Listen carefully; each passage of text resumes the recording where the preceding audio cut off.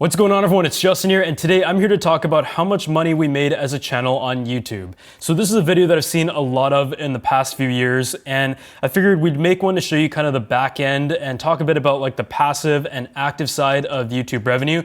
And I feel like it's a really interesting business as a whole. And when I started YouTube about 10 years ago, a lot of these income streams didn't really exist yet. And as a teenager, I was sort of navigating along and figuring out ways to build a business out of it to where we're at today, where we have full-time staff, a dedicated office space, and something that I'm able to do for a living. So I'm gonna break down like the Google Adsense side in particular based on the number of views we had, the metrics that we have, and also some of the tips that I have in terms of how to increase revenue on a channel, as well as how passive income, which is like Google Adsense, can really complement active income, which is a much larger part of where the company makes money. So in the case of my channel being in the tech industry, there's about 6 streams, with the largest one being brand sponsorships. Beyond that, there's also like product sales, licensing. There's also the passive side of things, which is of course Google AdSense and affiliate money. There's also social media posts such as like paid posts for Instagram. And there's also the option to do like an online course or product sales through merchandise or digital goods if you're in photography, stuff like presets. There are just so many ways to build a business out of a YouTube channel. And I feel like a lot of people don't realize that, especially when they leave a comment on my videos saying that my parents paid for everything, even though I've been in the industry for like 10 years. Personally, I find the business side of YouTube the most fun and what I like to spend the most time on, and just figuring out how all these little puzzle pieces all come together to build a business. But if you guys would like to learn more about like the back end side and how we negotiate brand deals and how to get free products and leverage a channel, as well as like some tips on how to build a business, the organization, the different skills to learn, and overall how to build a media company out of a YouTube channel, I am planning to launch an online course in the summer. So if you guys want to sign up for the newsletter right now and get notified when there's a free PDF deck, as well as when the course goes on sale, I'm gonna drop a link to that down below. And that whole course is essentially a raw back end and real world experience, as well as case studies on how I made my first $1 million on YouTube. So before we go ahead and show you the AdSense and give you like a deep dive of the passive income side of YouTube, I want to give a huge thanks to Lenovo and their IdeaPad Slim 7 laptop computer for sponsoring this video. So this right here is a computer that is very thin and light, and it has a 14-inch display which goes edge to edge because the bezels are really small. It is a touchscreen, the screen quality is really nice, and it's going to be handy for anyone who enjoys multimedia, but also general productivity, because the computer has a nice and clean design. The keyboard is also an area that they've done a good job on. It is nice and tactile, simple, the trackpad and everything is there. The speakers also sound pretty good as well, with 2 dedicated ports on the side. The battery life promises up to 15 hours, and the Intel 11th gen processor gives you a ton of power, as well as great integrated graphics, all in a nice slim and efficient form factor. It also has an intelligent cooling mode co-engineered with Intel, which extends battery life for long days unplugged. The advanced HDR inspired by cinema technology also gives entertainment a boost with Dolby Vision and front-facing Dolby Atmos speaker system that uses surround and height virtualizer technologies to create 3-dimensional audio. And I like that it has 2 dedicated grills on the front side as opposed to it being on the bottom. I just really like the fact that the computer is very slim and light, simple, and it covers all the features with the latest graphics and processor. It has great power, and it just takes care of the multimedia and productivity side of things. So if you want to take this on the go, as you can see, it just like has a clean look. I like the small bezels and everything. Just fold it up, take it on the go, and you're all set. If you guys want to go ahead and learn more about the IdeaPad Slim from Lenovo, I'm going to drop a link to everything down below. So just a bit of like a backstory for context, the channel last year did about 20 million views. And I would say that by no means is my channel like the fastest growing or the highest view grossing one out there, but I do feel like on the business side, we have done a relatively good job. YouTube AdSense honestly was an area that I really didn't focus on that much for a very long time. I sort of just like brushed past it, and because it was passive income, I figured that if it was good, then that's nice, but I was more focused on the active income side, which is getting brand deals and selling ad slots.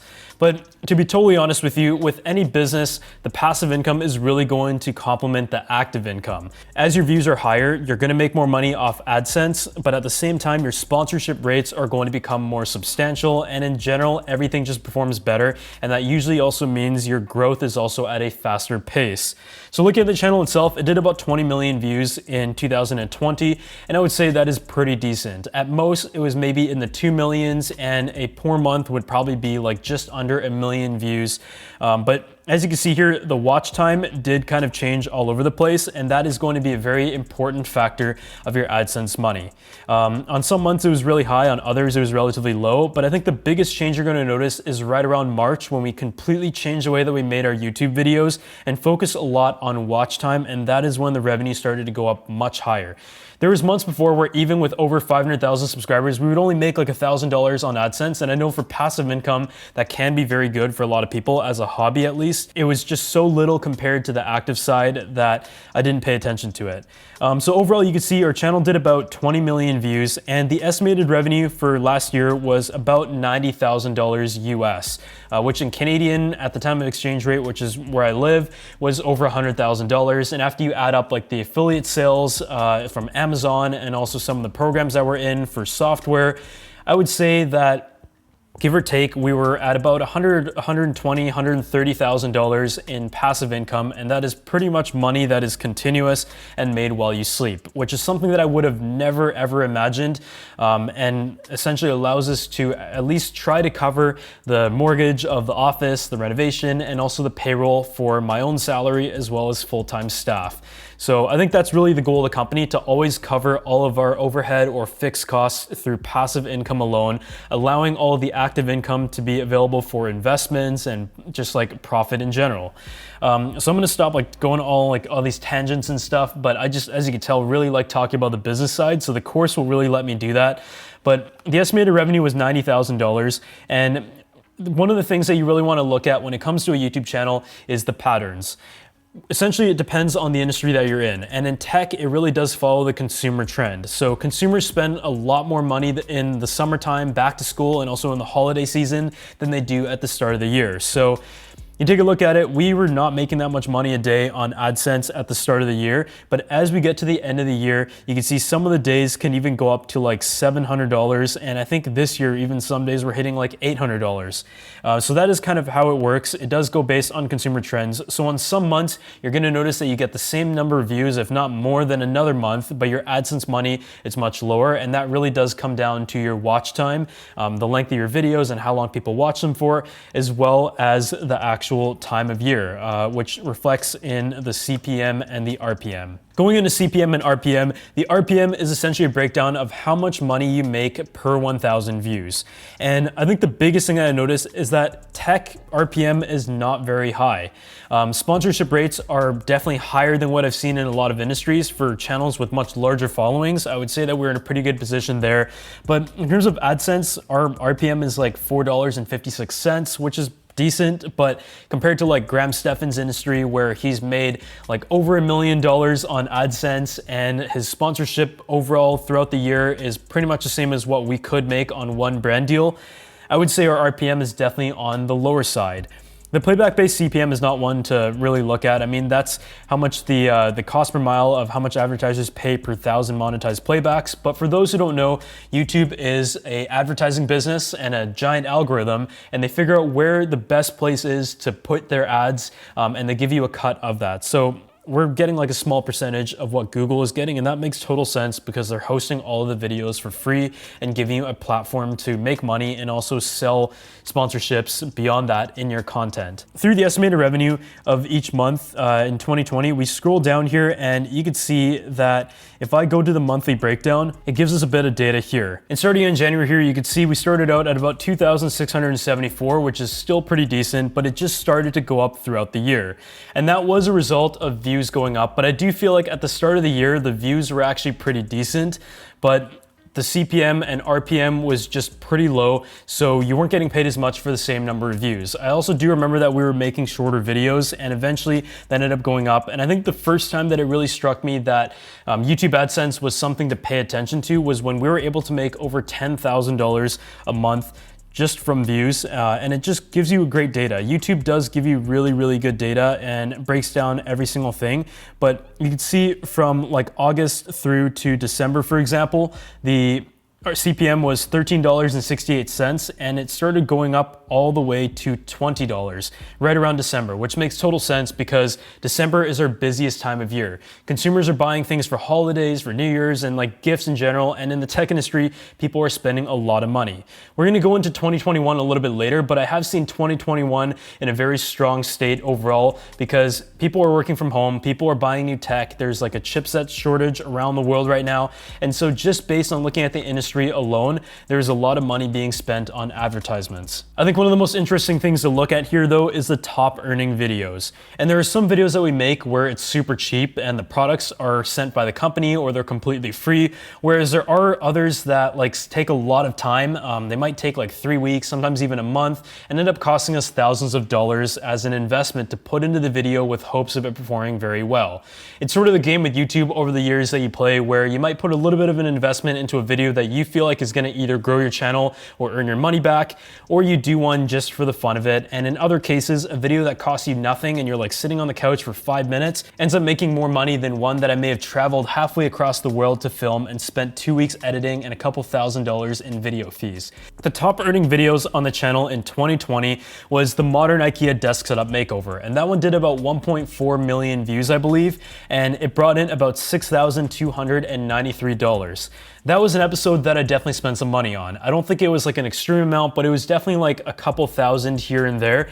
And you're giving somebody a brand new desk setup, and in the beginning you're sort of like, am I gonna get that money back? But the payoff on that one was good because just on AdSense alone, we turned a profit on top of the sponsorship money that was inside of that video. The next one was another setup makeover, the modern workspace desk setup, and that comes in at $4,331, which is still pretty good as well, and it definitely grew the channel a lot. But through that, it enabled us to continue doing the setup makeover series because I was able to justify it based on the data. As you can see here, it shows right here that the watch time was pretty good. It was a lot, 63,553 hours. So that was how it was able to turn a really good profit through the revenue of that and also through the sponsor in the video. Another example of like a passive income video really complementing the active income is the first setup makeover we did was at the start of the year, and it did quite a few views. And I didn't really check the AdSense for many months until like end of last year, for example. And as a result of that video doing well, we were able to leverage it to companies that the setup makeover was a winning series and that the price that we're asking to have a sponsored slot inside of the next makeover series was worth it. So as a result of that, it's a win-win for the channel. You can see from the modern workspace desk setup makeover, it brought $5,404 in total. And we were also able to get a lot of the products for free from the companies, which is nice because that just increases the overall profit. But I do remember that this first one that did almost 1.5 million views was one that I definitely had to invest a bit of money in. And you can see once again, the numbers are all very healthy. YouTube's data is very helpful as well. And it says I gained 9.7 subscribers, but I definitely feel like it gained even more than that because this kind of just looks at the direct numbers. And a lot of times I feel like it is just not accurate because I remember the channel growing like 10,000 subs in just the first week of the video going up. Beyond that, there's also other ones that are a little bit longer form, but they may not have gotten as many views. The home tour, for example, is one that did very well. You can see here that it did about $4,200. And a lot of times people comment on the videos like, why do you do all these home videos? Or I've already seen this like 5 times. But to be totally honest, I just do videos that are ones that you guys seem to like to watch. And if the numbers are better, the watch time is longer, then I assume that it's something that you guys are interested in and I make more of them. I know phone videos are definitely not something that we're as good at anymore. But once again, the data does reflect that the watch time was very long because it was a list format video where we went around the house, showed a ton of products, the improvements that were made, and as a result of that, it was one that was very well performing for the channel and also earned a lot of revenue on AdSense. So I think the trend here is your hero videos or the larger ones are going to be the ones that really anchor a large percentage of your AdSense. We make about 90 to 100 videos a year, and even though a lot of them might have revenue that come from sponsors, the AdSense revenue alone, you can see is really anchored by the top 2 videos, which account for more than 10% of the entire annual earnings through AdSense. I think it really does come down to which industry you are in, because in some spaces, if say you're like in gaming, then the AdSense money is likely going to be a lot better because your videos are long, people like to follow along, and if you build a very loyal channel, then your watch time is going to be extended as well. The tech industry, to be honest, was one where for a long time I was really fighting the AdSense thing. And I would say that at some point, AdSense was only about 5% of our entire company's revenue, so I honestly didn't care about it at all.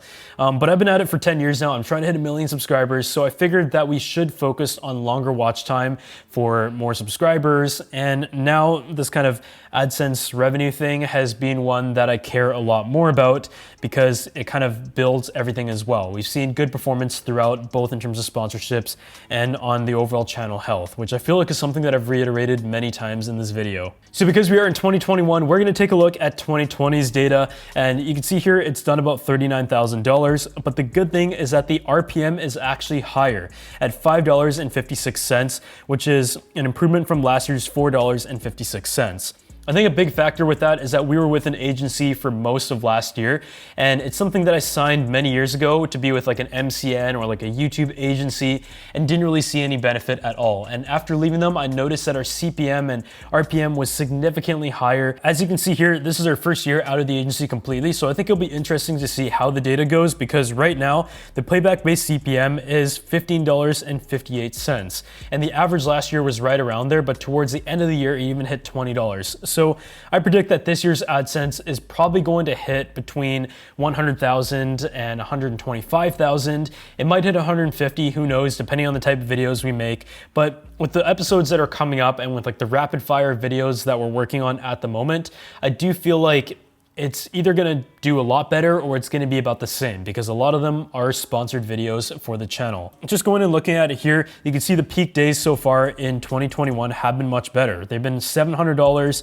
and that is passive income, once again, money that you make while you sleep. And so far, the most profitable videos have been the Modern Apartment Tech Upgrade Tour, which is kind of like a sequel of what we did last year at about $3,800. And I think that one was particularly interesting because it didn't actually get as many views as the last one, but the watch time and I guess the topic of it was able to get a higher RPM. Going back here, the other one was my car video.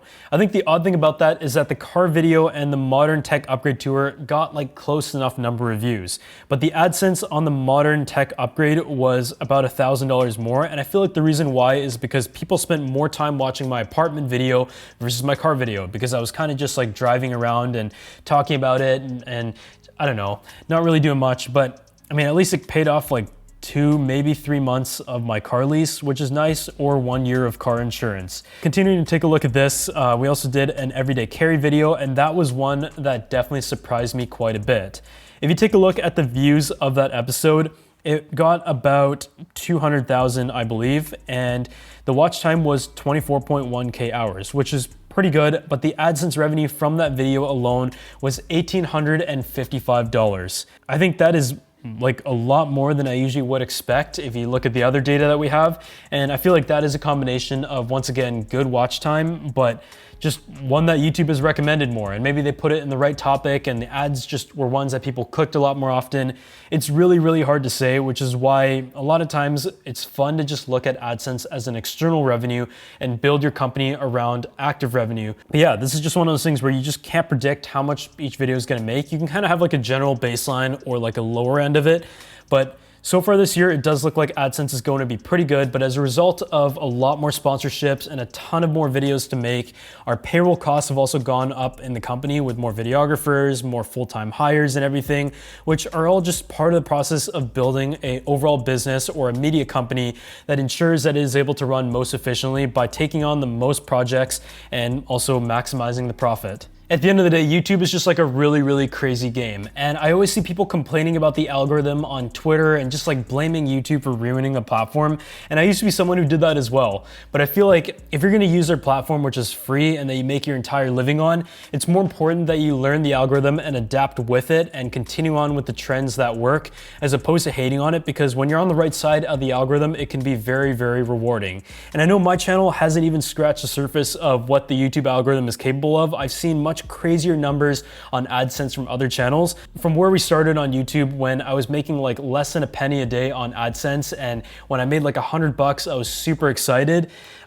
It's definitely gone a long way. Just for context though, when I first started YouTube, I was making under $1 a month on there, and it wasn't until about a year and a half in that I even met the threshold for Google to pay me. And eventually, I think when I first got like a $1,000 to $2,000 payout from like Google Ads or something like that, when I had a viral video back in 2015, I just remember spending every single cent that that brought in to go ahead and buy a new camera that I didn't know how to use, and ended up returning or selling it at a loss a few weeks later. As a kid, I just got really excited by that, but over the years, I know the sponsorship side and like all the other streams of the business have kind of taken over from that, and we're kind of just like revisiting it now. So at the end of the day, for any YouTuber out there, what are some of the tips that I have to improve your revenue? I think the first most important thing that is going to be most beneficial to your entire YouTube channel is watch time and also engagement. So people watch your videos for a long period of time. You clearly have something that people enjoy listening to, and I don't even understand why people watch like our videos for that long, but when I see like a sustained watch time of 7 minutes and over 100,000 or 200,000 views, it's crazy to me that that many people have spent that much time on average watching this stuff, and it's just sort of cool. So you always want to analyze that data and create content that people enjoy and can learn from. As a result of a longer watch time, and if your video is over 8 minutes, you can add ad breaks, and you can either put 2 of them in a video or you can put like 3 of them, 4 of them. I usually try to keep it to 3 for a 20-minute video, and I know we could put more if we want to maximize revenue, but I feel like because we have actual ads in the video as well and like sponsored products, just to respect your time, I end up putting like 2 or 3 at the very most. On some channels, I've seen like 10, which is a little bit insane, but the AdSense money is a lot more. I think that maybe like 2 or 3 is fine. And generally speaking, depending on your channel, I would say like a 5 to 6 minute watch time is a really good target to have. If your videos are 8 minutes long and people are watching 5 to 6 minutes, then great. If your videos are 15 minutes long and that watch time is good and you've covered all the things that you want to, then that is kind of your sweet spot. In my space, I feel like 15 to 20 minutes is a really good sweet spot, and I'm just someone who likes to talk a lot by nature. So those are things to analyze. As your watch time is longer, YouTube is going to pay you more. They're also going to see that your videos are enjoyable and people spend a lot of time on it, and as a result, you make Google more money. They're going to put your videos on the recommended feed and show it to more people, and that overall just grows your channel because people are going to subscribe, and that's sort of like that cycle that keeps going on, and just figuring out the little cues to improve that metric is always going to be key. Obviously, the thumbnail and title is also very important because your CTR is the metric that's going to figure out how many people are going to click on your video and just how appealing it is when YouTube promotes it. So a bad thumbnail and a bad title is going to get a low CTR, and a good thumbnail and a good accurate title is going to improve your CTR and your watch time. And that is kind of the area where we're still trying to figure out, because a good thumbnail is not necessarily a good YouTube thumbnail. A good CTR to aim for is like 7 to 10%. Some people can do much higher than that. I would say a bad thumbnail is like 4 to 5%, and there are definitely a lot of videos that we make that have that number, but it's sort of that trade-off of like how ugly of a thumbnail you want to do for the sake of a couple extra clicks. If you've been on YouTube for a while, it can also be very tiring to try to figure out what exactly is the best niche to be in. And we definitely felt that. 10 years in the tech industry is a very long time. I started reviewing phones and iPods and whatever I could borrow as a kid, and quite honestly, I got a bit bored of that. So even though I like tech and we still check out all the products that come out, I really like home design, desk setups, real estate, and all that kind of stuff. And so I figured we would integrate it into the channel, and it seems like a lot of you guys like that transition as well. And that is a way that we kind of brought the channel to its state. And I think so far, it's been something that I've really enjoyed. But otherwise, thank you guys so much for watching this video. And if you enjoyed it, make sure you drop a like, subscribe to the channel, and I'll see you all in the next one.